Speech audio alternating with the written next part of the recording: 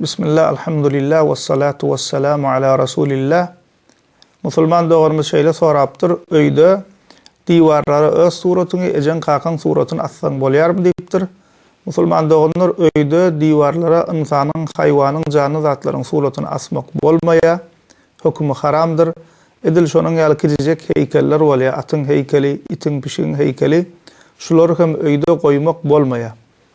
Bu barada Ulu Gunalar adlı kitaplarımızda bellep geçilýär. Mysal üçin İmam Zahabiň Ulu Gunalar adlı kitabyna, İbn Hajar el-Heytemiň Zawajir Ulu Gunalar adlı kitabyna, hadis kitaplarymyzda mysal üçin Sahih Muslim'in şerhi bolan İmam Nawawiň düşünürşi, Şerh Sahih Muslim'de İmam Nawawi giň işleýişi üstüne durup geçýär we jumhur ulama göre içinde Ebu Hanife rahmetullahi aleyhim adyny agdaýa, şular haramdyr diýip aýdýar. Diňe musulman doganlar agaç, derya, deňiz ýaly janly bolmaýan zatlaryň suratyny öýde assaň bolýar. Biram şekilli zatlardan çağa oýunjaklaryna ruhsat berilýär, emma galan heýkellere ruhsat berilmeýär. Delillerinden mysal üçin Buhari we Muslim'de geçýär. Ve an Aişe radiyallahu anha qalet qadima Rasulullah sallallahu aleyhi ve sellem min sefer ve qad satartu sahwatan li biqram fihi tamathil. فلما رآه رسول الله صلى الله عليه وسلم تلون وجهه وقال يا عائشة أشد الناس عذابا عند الله يوم القيامة الذين يضاهون بخلق الله. قالت فقطعناه فجعلنا منه وسادة أو وسادتين. Ayşe radiyallahu anha diye Peygamberimiz sallallahu aleyhi ve sellem yolçuluktan geldi ve men yaşanna bir mata bilen pencereni örtündüm diye. Ve ol mataň üstünde, perdeň üstünde käbir şekiller, suratlar bardy diye.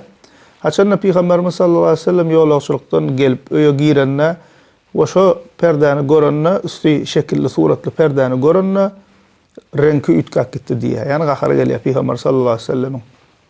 Ve diye ey Aişe, kıyamet günü in agyr azap görjeklerin biri hem Allah Taala'nın yaradan zadyna meňzeş edip şuňa meňzeş zatlar ýasaýanlar diýip aýdýar. Soňra diýe ol matany söktük we onu bölüp kesiştirip ýastykdaş etdik. Bir ýa-da iki sany ýastykdaş etdik diýip aýdýar.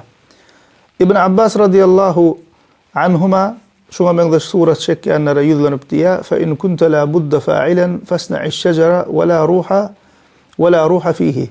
Eger surat çekjek bolsaňam diýe, agaç we şuňa meňzeş ruhy bolmaýan, ýani jansyz zatlaryň suratyny çekip aýdýar. Bu da Buhari we Muslim'de geçýär.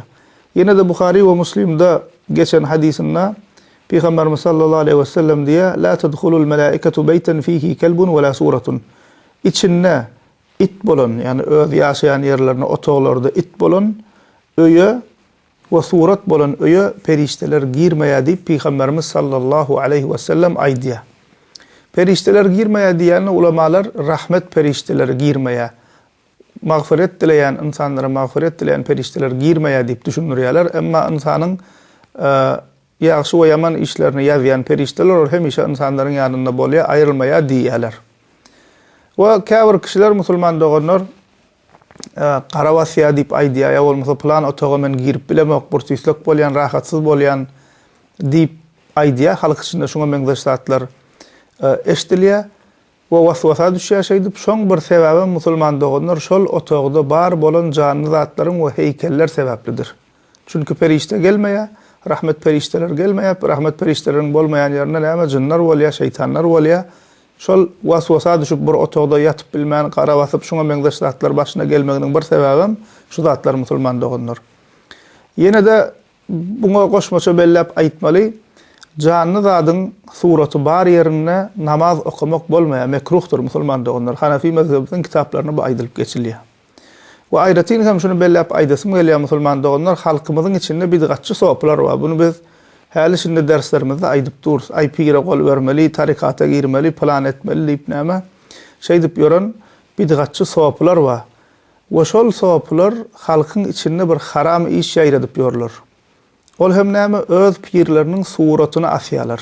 We halka hem şonu öwredýärler, pirleriniň suratyny öýde asyrýarlar musulman doganlar. We bilmeýän adamlar hem piriň suraty diýip gowy iş edýän mekam diýip şeý diýip pirleriniň, şolaryň pirleriniň suratyny asýalar.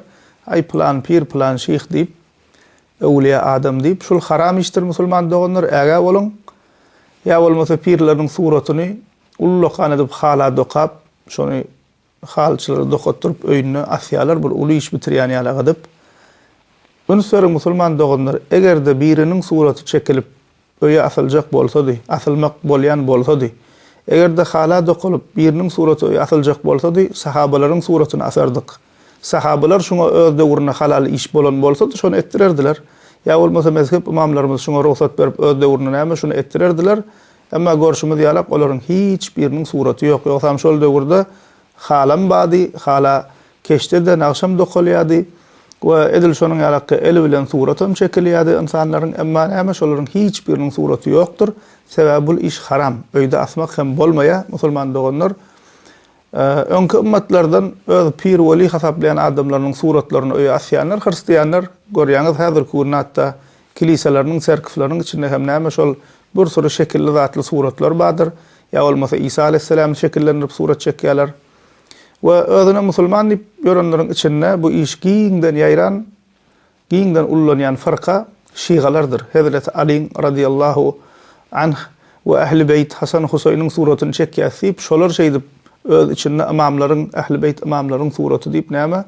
Şol işi giňden ullanýan şol kişilerdir, şiğalardyr. Ve ondan soň özüne sunni diýip ýörenleriň içinde bu keseli, bu haram işi halal ýaly bilmeýän insanyň içine ýaýradyp gören şu bidgatçy soplardyr musulman doganlar. Şundan hem äge bolun, haram işdir. Elhamdülillah.